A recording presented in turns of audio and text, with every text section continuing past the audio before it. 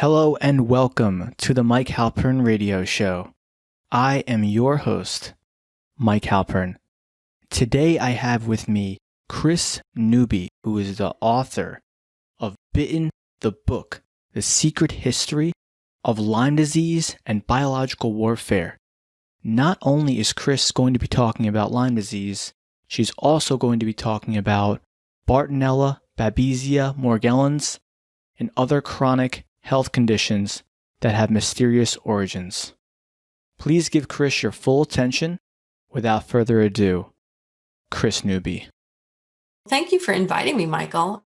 My husband and I, we took a much needed vacation. He was in a Silicon Valley startup. We took our two middle school boys. We stayed at my friend's house on Martha's Vineyard, and we took a sailboat trip to these Elizabeth Islands right off Chilmark. Had a wonderful picnic, and then when we got back to California, we both got super, super sick. That sort of started my interest in Lyme disease. For us, it just depends on if you have Lyme disease and what else, what other diseases are in the tick. We had Lyme disease and babesiosis. There was no subtlety to how it hit us. A little over a week after we got back to California, we were sicker than we'd ever been. We could barely get out of bed. For other people, it might be just mild. But what happens a lot of times is you'll get the recommended antibiotics and you haven't killed all the bugs. Your immune system might keep it under control for a while, and then something happens to you, a car wreck or another bug, it just body slams you. Lyme disease is a bacterium. It's the shape of a corkscrew. It lives in the midgut of a tick. It is transmitted to humans, all sorts of mammals and birds, even lizards, by the bite of a tick. A tick that bites you, it wants to get a blood meal so it can reproduce. It feeds for a few days, drops off. There's 20 different diseases it can transmit into you. Willy Burgdorfer, who discovered this bacterium that causes the disease we call Lyme disease in the 70s, he said there were other pathogens when he was investigating the ticks around Lyme. There was another pathogen that he felt like was something that may have been a biological weapon that he had worked with and his colleagues at Rocky Mountain Lab in Hamilton, Montana. The new information that the book presents that nobody knew about it because it was a secret weapons program like the Manhattan Project for Nuclear Weapons is that the guy with the most to lose, who became famous at age 56 because he discovered this new disease, is saying, I sort of swept this other information under the rug. I basked in the full glory of the Lyme discovery. I didn't mention this other thing. And then the other thing that was disclosed was that he was a scientist in the biological weapons program through the 50s and 60s.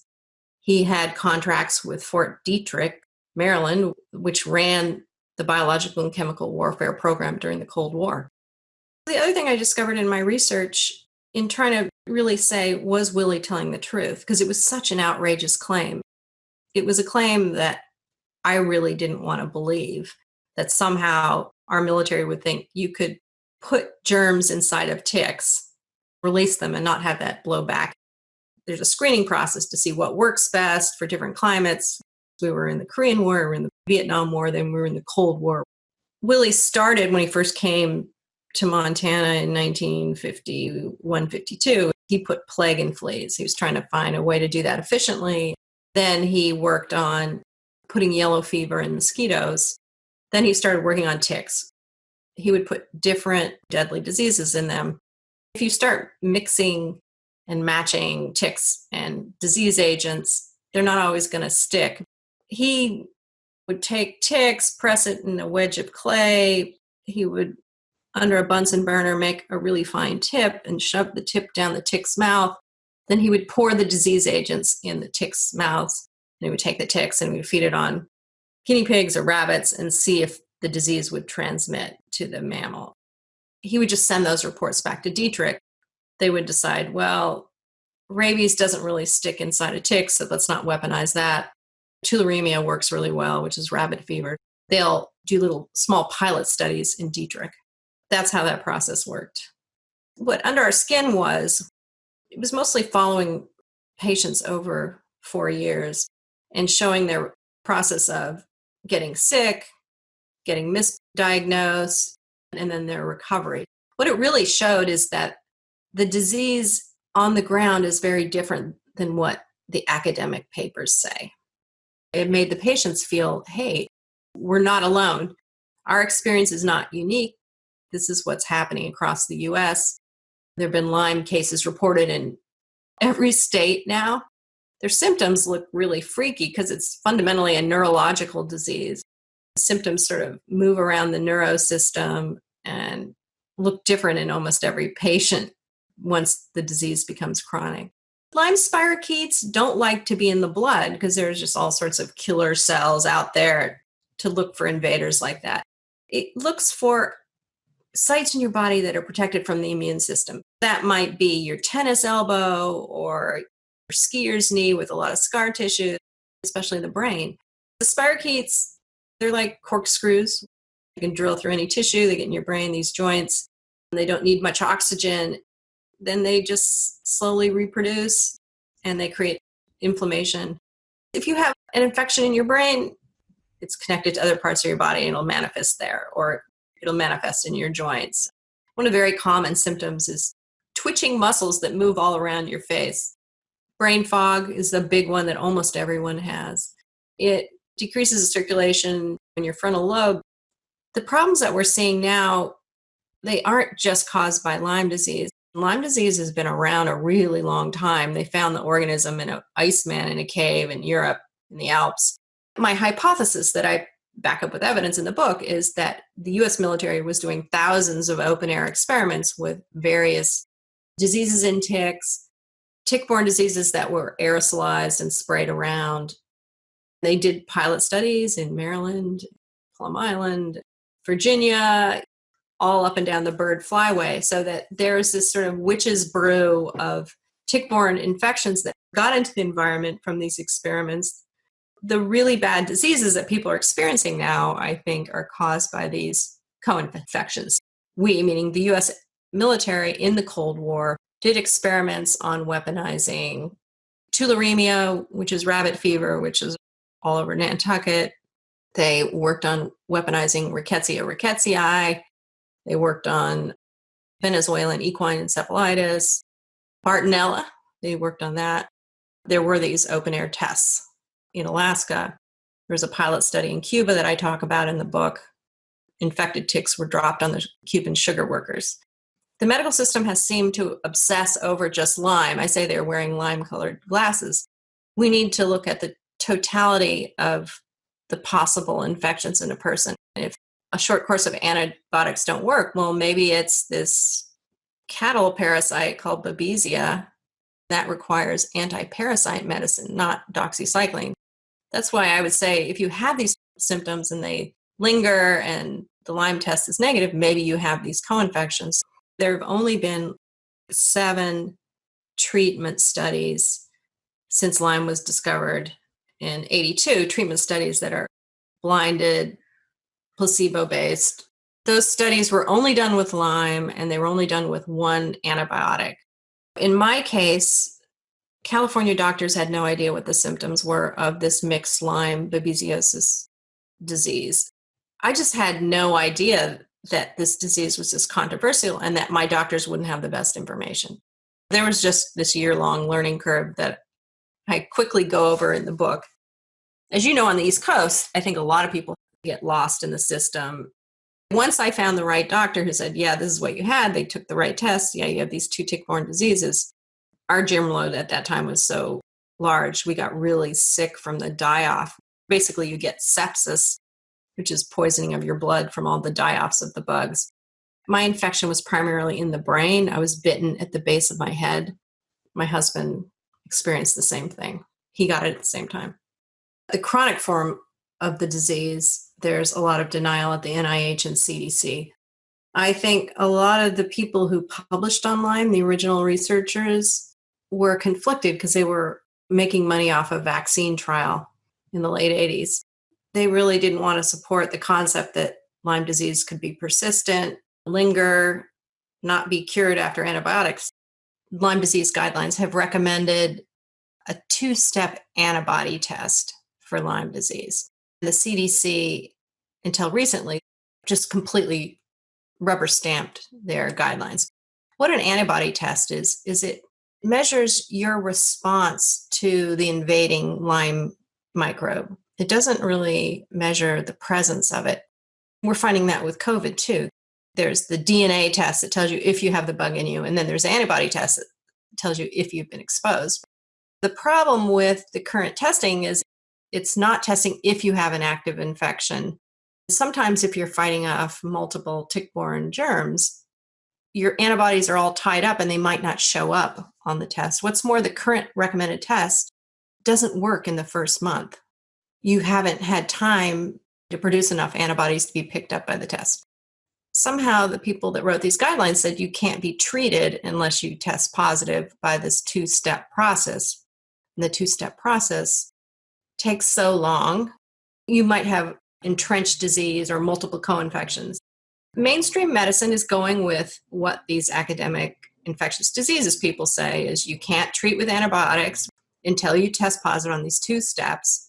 What the Lyme specialists are finding is this disease or combination of tick-borne diseases that you might get from one bite, it's serious enough that you should be able to treat as a doctor based on symptoms alone. I'll add another thing about this recommended test. The latest data is the first step of the test is no better than a coin flip. You can't get the second test, which is more specific, until you've got a positive on the first. Bottom line, it just misses a lot of people who are truly positive. That would be called a false negative. Those people think they don't have it because of this one not very good test, and they go on to become chronically ill. So that's mainstream medicine just follows this recommendation. The Lyme specialists have said this system is screwed up. The country doctors, the frontline clinical doctors who are in Lyme endemic places, and they see a lot of Lyme people, they go to these specialty labs. There are different strains in different parts of the country. It's a bug that mutates fairly fast. Since the outbreak happened in the late 60s, they go to these specialty labs. Now, the specialty labs have all the safety checks that Quest and LabCorp have, but they add different antibody markers to their tests.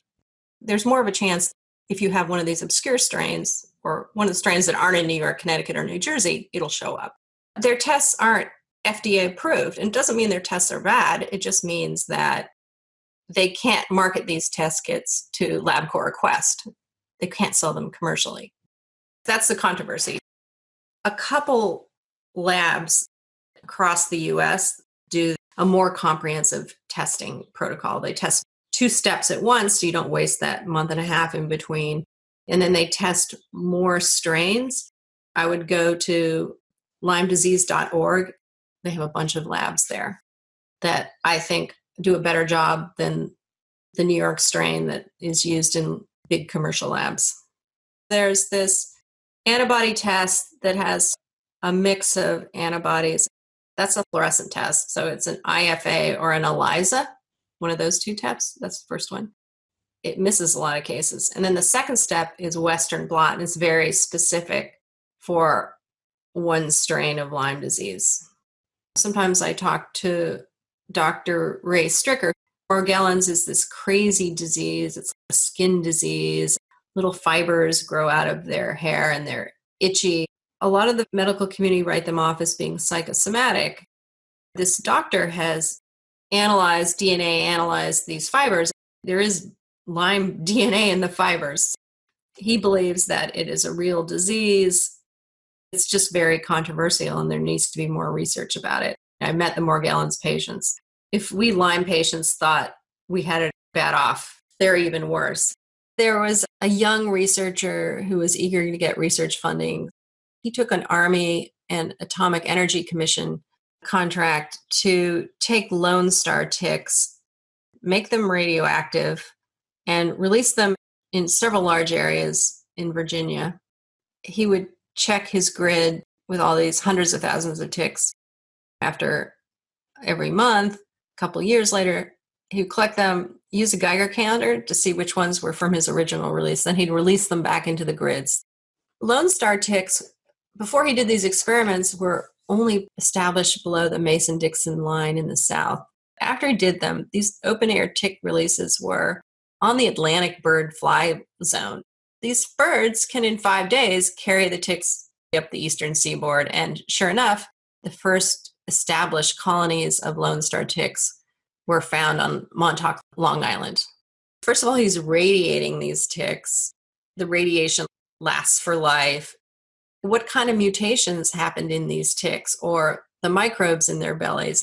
He said they were lab raised and they were clean ticks, but Willy Bergdorfer said there's no such thing as a clean tick. The other thing is these ticks are very effective at carrying Rocky Mountain spotted fever. They're very aggressive, man-biting, swarming ticks, and unlike the deer tick, they have eyes, and so they can stalk their prey. They don't just sit on a blade of grass. One of the main premises of my book is let's look at all these crazy experiments. Was there a perfect storm of these biological weapons experiments that created a really horrible set of tick-borne diseases that happened around Long Island Sound? 1968, these 3 freaky tick-borne diseases just spontaneously appeared around Connecticut, New Jersey, Massachusetts, Long Island, and New York. We had this crazy Lyme arthritis with swollen joints. We had babesiosis, a cattle parasite. This was the second case in the U.S. of a cattle parasite that showed up in Nantucket in Long Island. And then this crazy Rocky Mountain spotted fever that didn't really test for the standard Rocky Mountain spotted fever. Sometimes they didn't have the spots, but it was deadly and a lot of people died. Plum Island is right off Long Island in Lyme, Connecticut. They were doing anti-animal diseases like foot and mouth disease. Did babesiosis get out of that? Michael Carroll, he was the first to say, hey, maybe the Lyme epidemic was caused by something that got out of Plum Island. I let that stand. I didn't really drill into Plum Island. I was mostly interested in Willy's research because I had full access to his lab books. Willy was working on anti-personnel. Plum Island was working on anti-animal. Traub was a Nazi who worked in Himmler's bioweapons lab during World War II. His lab and he were taken over by the Russians' biological weapons program, and then somehow he escaped. Americans took him in, picked his brain on both the Russian and the German biological weapons program. He helped set up Plum Island. He did work with Dietrich. In the Cold War weapons race, we took the best ideas from the Germans and the Japanese, who had another really evil program. We supersized it. The things in our health system that broke for the Lyme outbreak, which has now been going on 50 years, broke royally for COVID. For just looking at some of the photos, the archival photos I've collected and documents, go to my website, krisnewby.com. There's reviews of the book. I have a Twitter feed and Instagram for Bit in the Book and a Facebook page for Bit in the Book. All those messages get to me. A New York firm is working on a documentary. It'll be like a Netflix-style miniseries. They're working on the rough outline of that right now, and I'm helping them.